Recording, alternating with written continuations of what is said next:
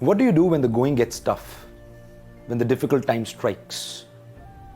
Unfortunately, some of us do not make the most prudent choice.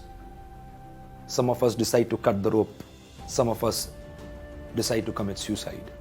When the difficult times strike you, I think you should try and find self-belief. When nobody out is trusting you, I think you should be trusting yourself, because that is the one element that is going to help you to come out of these difficult, these tumultuous times. The human being believes in comparisons.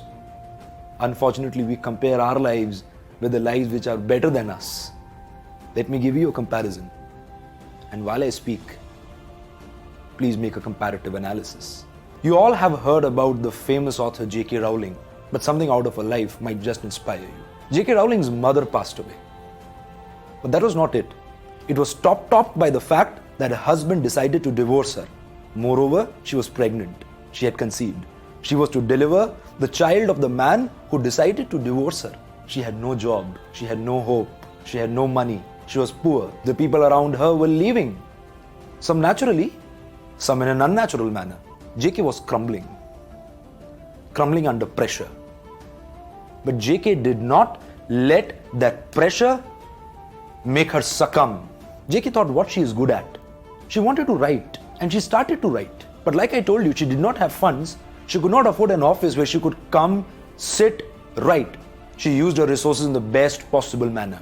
She used to sit in a cafe, write, and would you believe, her only child used to be next lying to her in a crib, crying. Just think of the plight of that mother. At times she would have to ignore the crying of the child because she had to write. J.K. penned down a 90,000 word manuscript, what we know today as the Harry Potter. But once you have written the manuscript, you want to get it published. The publishers asked for the manuscript, but this poor lady did not have funds to even get the photocopies of that manuscripts. What did she do? She did not succumb. She accepted the reality. She fought with it. She self-typed those 90,000 word manuscripts, not once, but 12 times. Would you buy that? 12 times. And all of these 12 publishers decided to reject that manuscript. But this lady was made out of something wonderful, grit. She wrote it. She typed it the 13th time. And a small publishing house in England, Bloomsbury, decided to publish her.